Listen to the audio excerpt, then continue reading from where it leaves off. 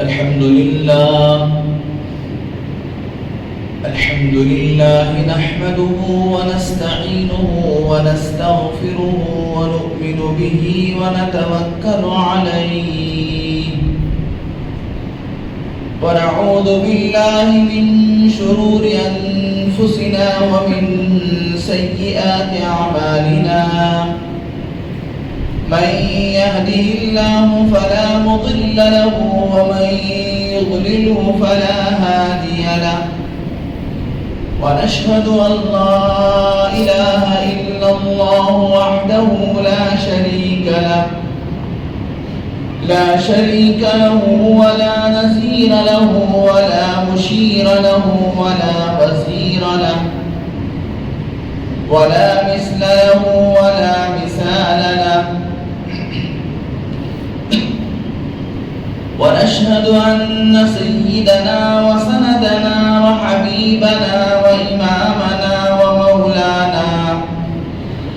ومولانا محمد وبارك وسلم تسليما كثيرا أرسله الله تعالى بين يدي الساعة بشيرا ونذيرا وداعيا إلى الله بإذنه وسراجا منيرا. أما بعد فقد قال الله تبارك وتعالى في القرآن المجيد والفرقان الحميد: أعوذ بالله من الشيطان الرجيم. بسم الله الرحمن الرحيم. ألا إن أولياء الله لا خوف عليهم ولا هم يحزنون الذين آمنوا وكانوا يتقون لهم البشرى في الحياة الدنيا وفي الآخرة. صدق الله العظيم وصدق رسوله النبي الكريم ونحن على ذلك لمن الشاهدين والشاكرين. سبحانك لا علم لنا إلا ما علمتنا إنك أنت العليم الحكيم. رب اشرح لي صدري ويسر لي أمري واحلل عقدة من لساني يفقهوا قولي.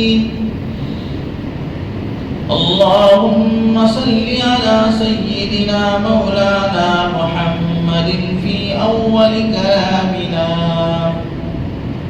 اللهم صل على سيدنا مولانا محمد في أوسط كلامنا. اللهم صل على سيدنا محمد في آخر كلامنا.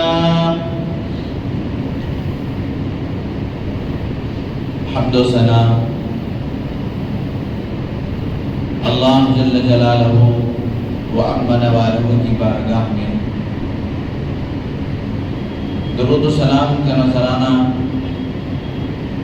محسن انسانیت فخر موجودات خلاصہ کائنات محبوب رب العالمین حضرت محمد الرسول اللہ صلی اللہ علیہ وسلم کی بارگاہ عقیدت میں دل کی گہرائیوں کے ساتھ ایک مرتبہ درود شریف پڑھیں. اللہم صلی علی سیدنا مولانا محمد وبارک وسلم. یا رب صلی وسلم دائما ابدا علی حبیبک خیر الخلق کلہم. معزز سامعین اکرام، فرزندان اسلام،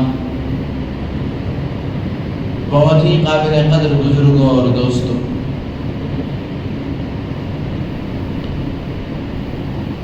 ہماری جو زندگیاں بے ترتیب بے ترکے طریقے پہ گزر رہی ہیں، ہماری زندگیوں کو درست کرنے کے لیے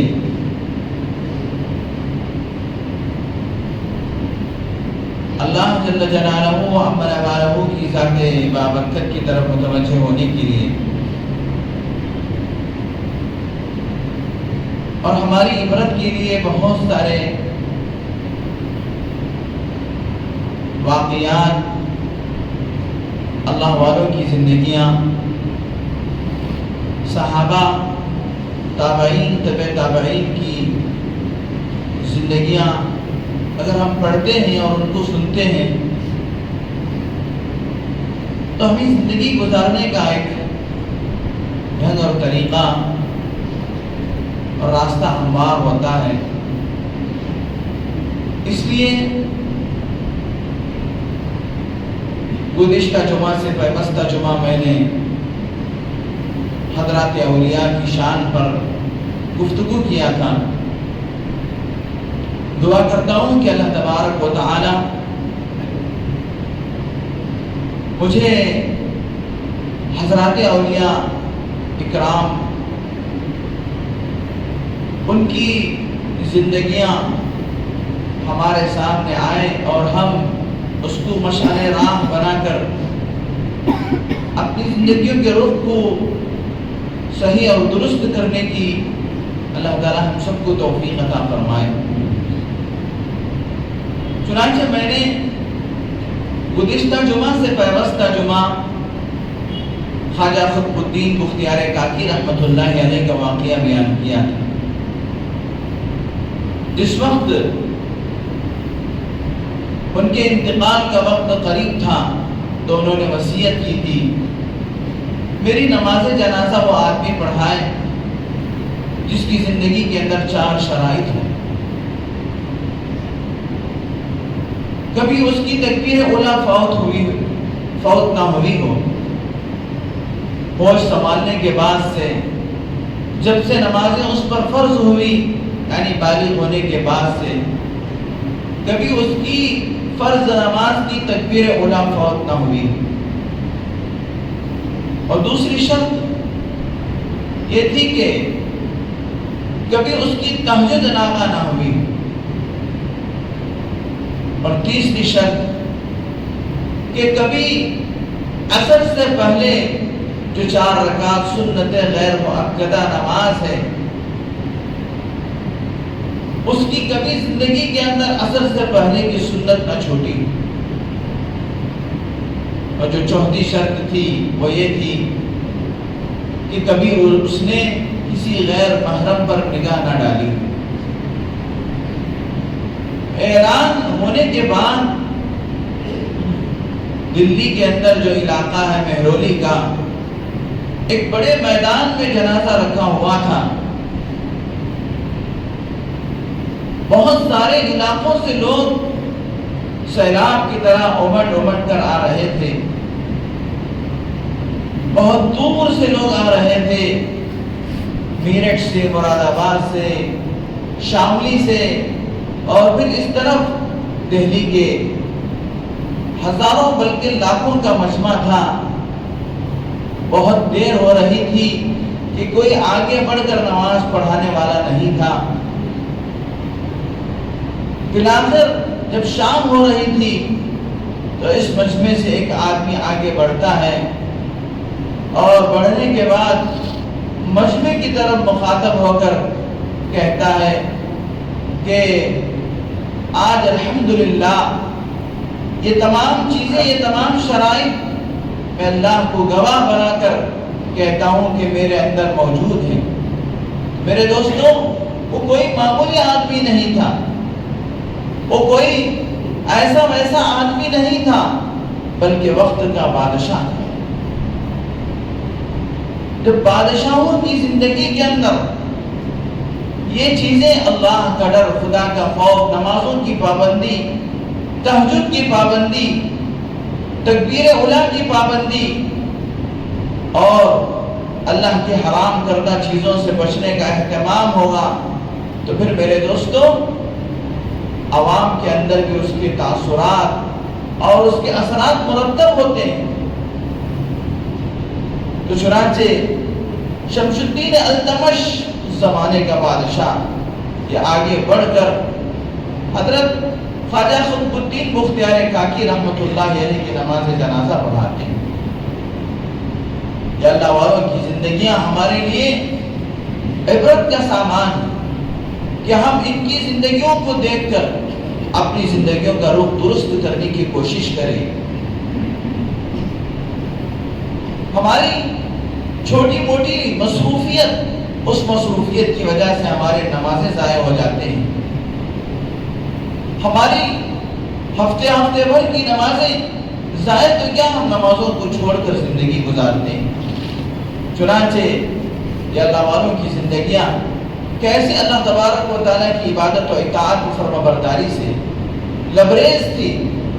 حضرت خواجہ حاجی شریف دیندار رحمۃ اللہ علیہ یہ کون ہے معلوم؟ یہ حضرت خواجہ معین الدین چشتی اجمیری رحمۃ اللہ علیہ کے دادا پیر ہیں، یعنی ان کے شیخ کے شیخ حضرت خواجہ معین الدین اجمیری رحمۃ اللہ علیہ کے جو شیخ ہیں وہ حضرت خواجہ عثمان ہارونی رحمۃ اللہ علیہ، ان کے استاد حضرت خواجہ حاجی شریف دیندار رحمۃ اللہ علیہ۔ اللہ تبارک و تعالیٰ نے ان کے اندر جو دین کا درد اور اللہ تبارک و تعالیٰ کے احکام پہ چلنے کا جو جذبہ رکھا تھا، کتابوں کے اندر آتا ہے کہ 70 سال تک حضرت خواجہ حاجی شریف دیندار رحمۃ اللہ علیہ 70 سال تک عشاء کے وضو سے فجر کی نماز انہوں نے۔ ایک موقع پر ایک آدمی ان کی خدمت کے اندر آیا اور آ کر ان کو کچھ تحفے اور تحائف پیش کرنے لگا، تو حضرت وجد میں آئے اور آ کر کہا کہ مجھے ان چیزوں کی کیا ضرورت ہے، اور حضرت نے جنگل کی طرف ہاتھ کا اشارہ کر کے کہا کہ دیکھو یہ تو پورا جنگل سونے کا میرے لیے تیار ہے۔ جب لوگوں نے دیکھا تو پورے کا پورا جنگل لوگوں کو سونے کا نظر آیا۔ انہوں نے پھر اپنے بائیں ہاتھ سے بائیں طرف اشارہ کرا، دیکھو اس طرف بھی اللہ تبارک و تعالیٰ نے اس پورے جنگل کو مجھے سونے کا بنا کر پیش کیا ہے، مجھے ان چیزوں کی کیا ضرورت ہے۔ چنانچہ میرے دوستوں حضرت خواجہ عثمان ہارونی رحمۃ اللہ علیہ جو حضرت خواجہ معین الدین اجمیری رحمۃ اللہ علیہ کے شیخ ہیں، اللہ تبارک و تعالیٰ نے ان کو ایسا مقام و مرتبہ عطا فرمایا تھا۔ کیوں؟ اس لیے کہ ان کی ریاضتیں، ان کی محنتیں، اور انہوں نے اللہ تبارک و تعالیٰ کی معرفت کو حاصل کرنے کے لیے جو کوششیں انہوں نے کی تھی، اللہ تبارک و تعالیٰ نے انسان کو جو دنیا کے اندر پیدا فرمایا اس کا مقصد ہی یہ ہے۔ اللہ تعالیٰ قرآن مجید میں ارشاد فرماتا ہے وَمَا خَلَقْتُ الْجِنَّ وَالْإِنسَ إِلَّا لِيَعْبُدُونَ، میں نے جنات و انسانوں کو صرف میری عبادت اور میری معرفت اور میری پہچان کے لیے پیدا کیا، ورنہ اللہ تبارک و تعالیٰ بے شمار مخلوق کو دنیا کے اندر پیدا فرمایا ہے جو انسان سے کئی گنا زیادہ دیگر چیزوں کے اندر وہ بڑے ہوئے ہیں۔ جیسا کہ کھانے پینے کے اعتبار سے اگر ہم دیکھیں گے کہ تو ہم سے زیادہ کھانے پینے والی مخلوق موجود ہے۔ حضرت سلیمان علیہ السلام کا واقعہ آپ کو معلوم ہے کہ حضرت سلیمان علیہ السلام نے ایک مرتبہ اللہ تعالیٰ سے درخواست کی تھی کہ اے اللہ آپ کی اس ساری مخلوق کی میں ضیافت کرنا چاہتا ہوں۔ اللہ تبارک و تعالیٰ نے فرمایا سلیمان یہ آپ کے بس کی بات نہیں ہے، میرا کنبہ میری مخلوق بہت بڑی ہے۔ لیکن حضرت سلیمان علیہ السلام نے اللہ سے اصرار کیا کہ اے اللہ ایک دن کا مجھے موقع دے دیا جائے۔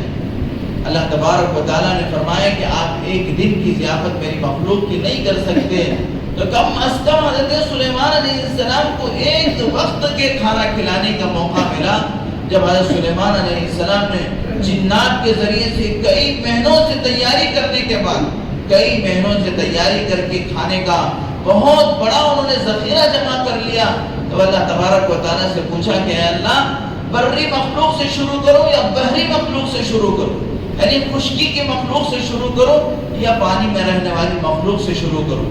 تو اللہ تبارک و تعالیٰ نے کہا کہ پانی میں رہنے والی مخلوق سے شروع کرو۔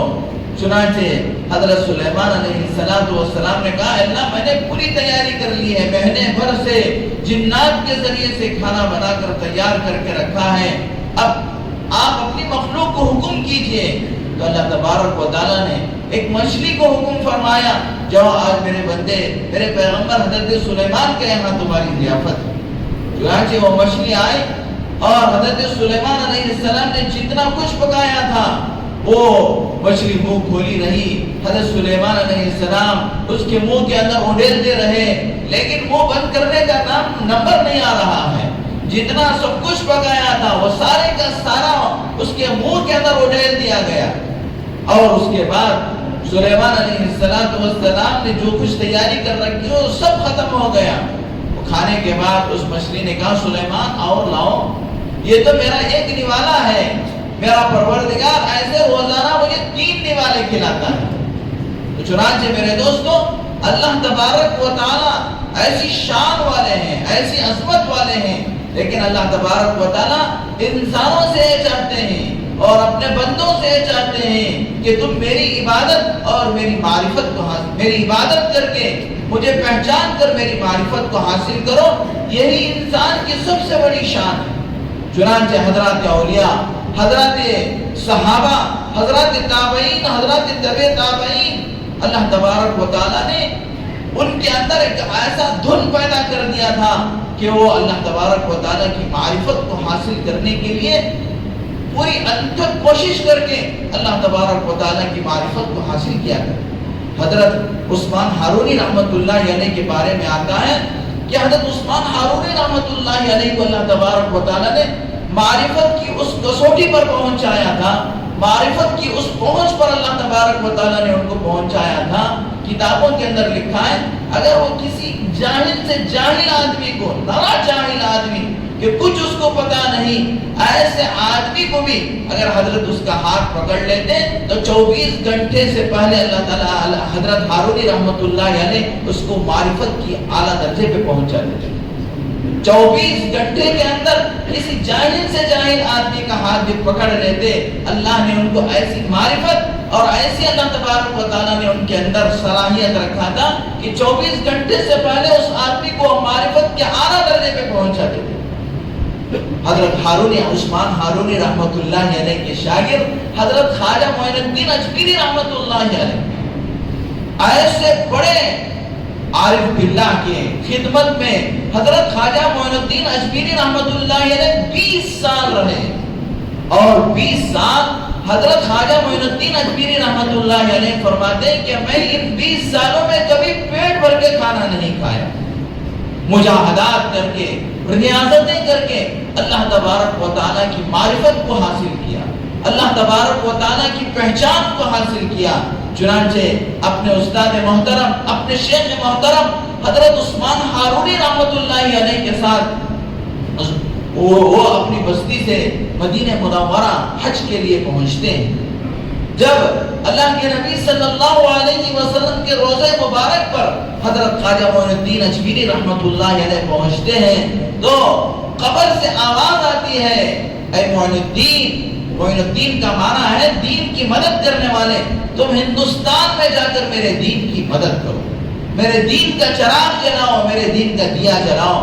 چنانچہ حضرت خواجہ معین الدین اجمیری رحمت اللہ علیہ یہ اشارہ ملنے کے بعد ہندوستان تشریف لاتے ہیں، اور حضرت خواجہ معین الدین اجمیری رحمت اللہ علیہ کو اجمیر کے اندر وہاں رک کر، وہاں ٹہر کر اللہ تبارک و تعالیٰ کے دین کو پھیلانے کا اشارہ ملتا ہے۔ لیکن وہ اجمیر کی جو بستی ہے، اجمیر کا جو علاقہ ہے، وہ راجپوتوں اور راجہ مہاراجاؤں کا علاقہ تھا۔ حضرت اجمیری رحمت اللہ علیہ اجمیر شہر میں پہنچتے ہیں تو حضرت خواجہ اجمیری رحمت اللہ علیہ اپنے ساتھیوں کے ساتھ اس جگہ پر جا کر پڑاؤ ڈالتے ہیں جہاں پر ان راجہ مہاراجاؤں اور راجپوتوں کے اونٹوں کے باندھنے کی جگہ ہوتی ہے۔ اب شام کو جب اونٹ چڑھ کے وہاں پر آتے ہیں تو وہ لوگ ان کو زبردستی اٹھانے لگتے ہیں کہ یہاں سے اٹھو، یہ تو کیا ہے اونٹوں کے باندھنے کی جگہ ہے۔ حضرت اجمیری رحمۃ اللہ علیہ کہتے ہیں کہ بھائی اونٹوں کو باندھنے کے لیے تو بہت بڑا میدان، بہت بڑا جنگل ہے، کہیں باندھ لو، ہم تو یہاں پر رات گزاریں گے، یہاں ہم رہیں گے۔ وہ لوگ زبردستی کرتے ہیں کہ نہیں، آپ کو یہاں سے اٹھنا پڑے گا۔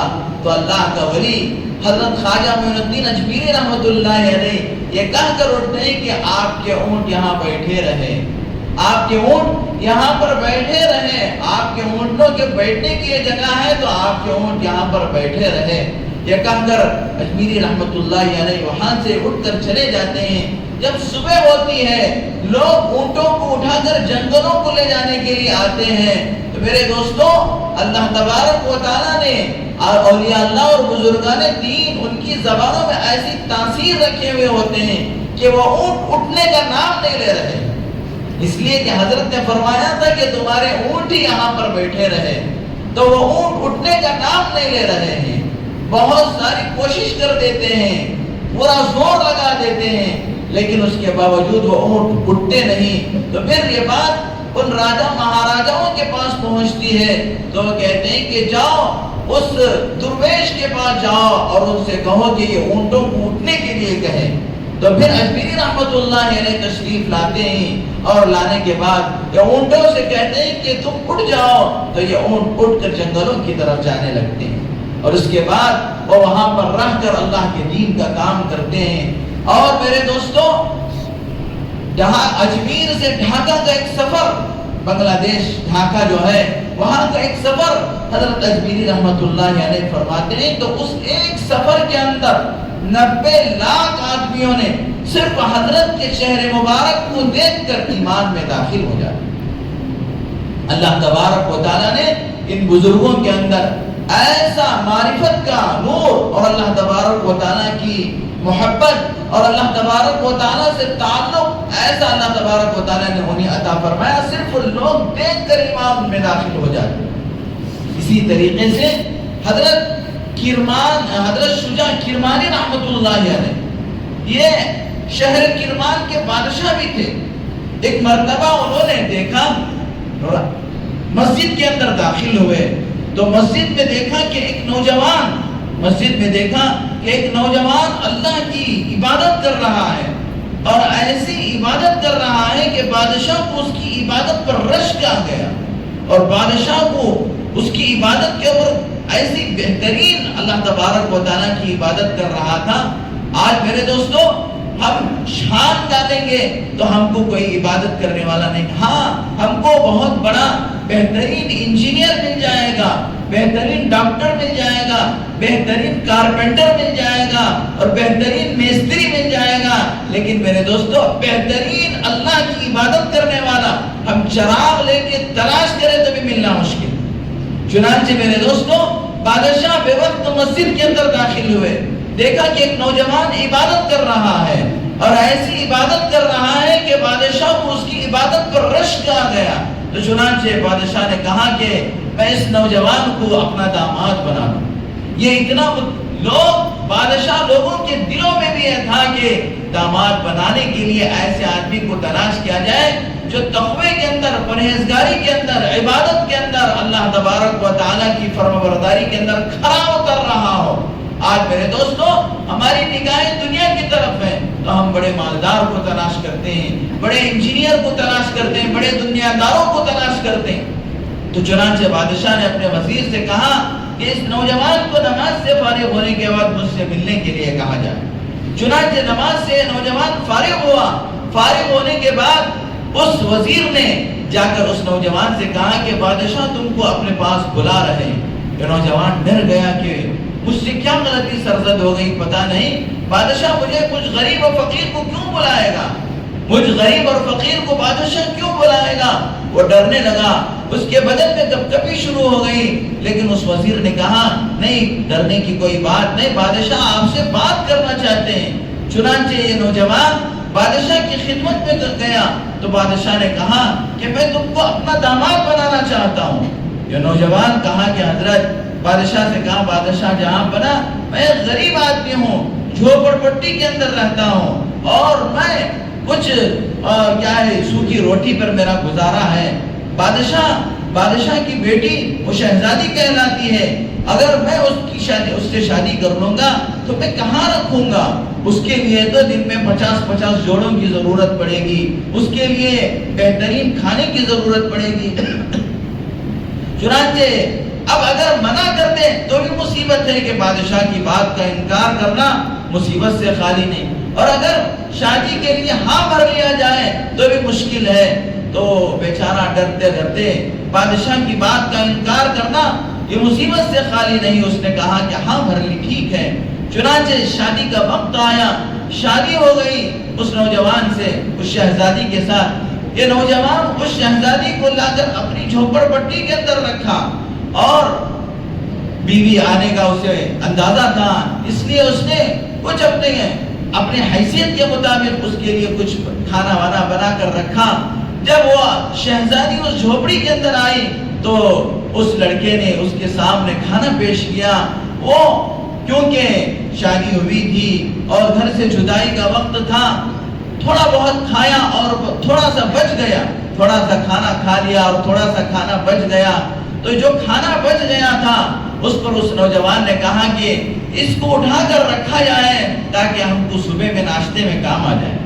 یہ کھانا جو بچ گیا ہے اس کو اٹھا کر رکھا جائے اور صبح میں ہم کو ناشتے کے لیے کام آ جائے۔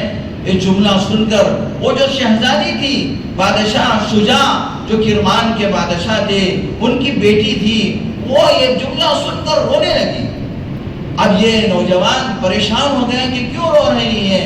اس نے کہا کہ میں نے تمہارے والد سے پہلے ہی کہا تھا کہ میں اتنی حیثیت والا نہیں ہوں، میں غریب آدمی ہوں، میں جھوپڑ پٹی کے اندر رہتا ہوں، میں شہزادی کے لائق کا کھانا نہیں کھلا سکتا، میں اس کے لائق کے کپڑے نہیں پہنا سکتا، لیکن تمہارے والد نے غلطی کی کہ تمہارے والد نے مجھ غریب کے ساتھ تمہارا نکاح کر دیا۔ میری حیثیت تو اتنی ہی ہے کہ میں تم کو اچھا کھلا نہیں سکتا، اچھا پلا نہیں سکتا، اچھا پہنا نہیں سکتا۔ وہ لڑکی رو رہی تھی اور یہ اس کو سمجھانے کی کوشش کر رہا تھا، اس کو دلاسا دینے کی کوشش کر رہا تھا۔ اس لڑکی نے کہا نہ میں کھانے کی وجہ سے رو رہی ہوں، نہ میں جھوپڑی کی وجہ سے رو رہی ہوں، نہ میں کپڑوں کی وجہ سے رو رہی ہوں۔ میرے باپ نے مجھ سے کہا تھا کہ میں تیرا نکاح ایک متقی کے ساتھ کر رہا ہوں، ایک ایسے آدمی کے ساتھ کر رہا ہوں جس کا بھروسہ اللہ پر ہوگا، جس کا بھروسہ توکل پر ہوگا، جو نماز کا پابند ہے، جو روزے کا پابند ہے، جو متقی ہے، جو اللہ پر بھروسہ کرنے والا ہے۔ آج تمہارے زبان سے یہ جملہ کہہ کر مجھے رونا آ رہا ہے، یہ رات کا بچا ہوا کھانا اٹھا کر رکھ دیا جائے، صبح کو ہم کھا لیں گے۔ کیا تمہارا اللہ پر بھروسہ یہی ہے؟ جس ذات نے ہمیں اس وقت کھلایا ہے کیا وہ صبح کو نہیں کھلائے گا؟ میں اس پر رو رہی ہوں۔ میرے دوستوں، بادشاہوں کی بچیوں کے اندر اتنا تقویٰ، اتنا پرہیزگاری اور اتنا اللہ پر توکل، آج ہم اپنے دلوں میں جھانک کر دیکھیں کہ ہمارے اندر اللہ پر کیا بھروسہ ہے، اللہ پر کیا توکل ہے، اور اللہ تبارک و تعالیٰ کی ذات عالی کا ہم کتنا یقین ہے۔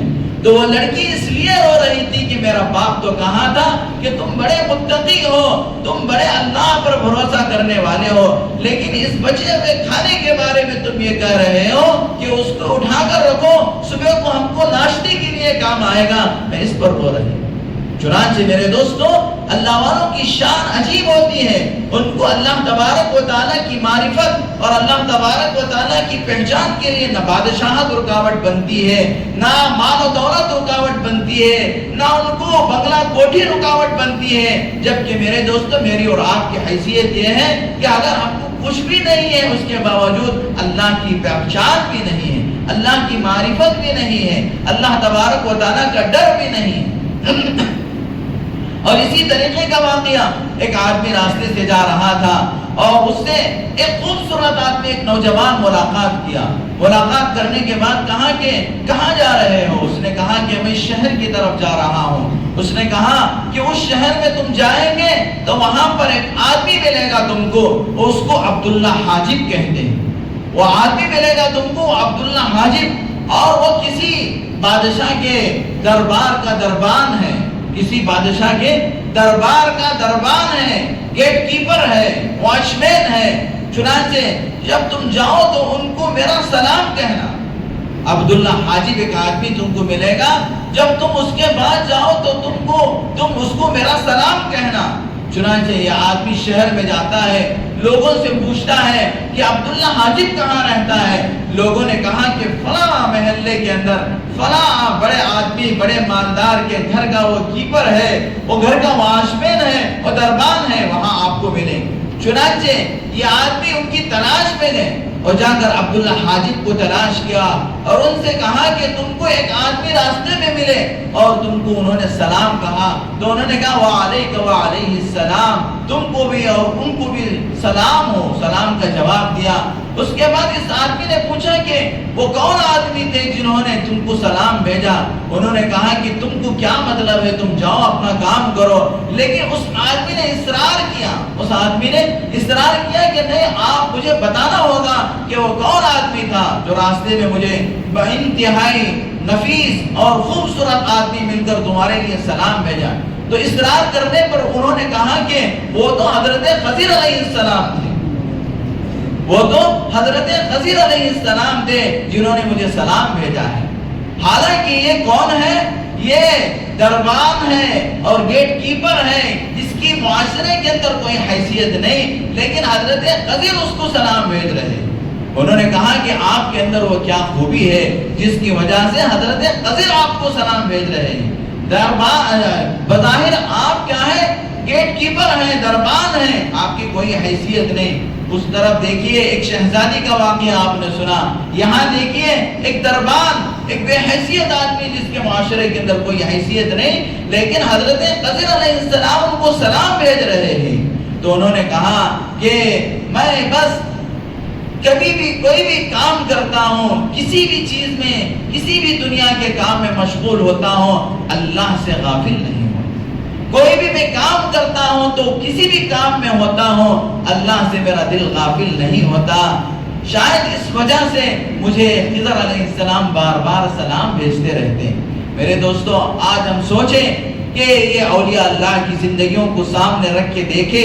حضرت امام اعظم ابو حنیفہ رحمۃ اللہ علیہ جو ہم سب کے امام ہیں، ہم ان کی اقتدا کرتے ہیں۔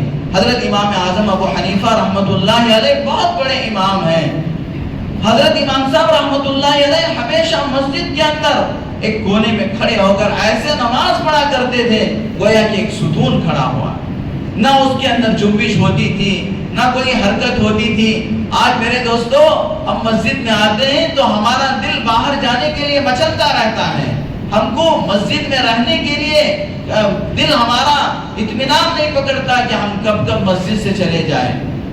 تو بہت سارے بزرگ لوگ مسجدوں کے اندر پہلے آ جاتے ہیں، آج بھی نوجوان دیر سے آتے ہیں، لیکن جو عمر رسیدہ ہوتے ہیں، جو بزرگ ہوتے ہیں، وہ مسجد میں آ جاتے ہیں، اور کبھی کبھی ان بزرگوں کے ساتھ ان کے نواسے اور پوترے بھی ساتھ میں آ جاتے ہیں۔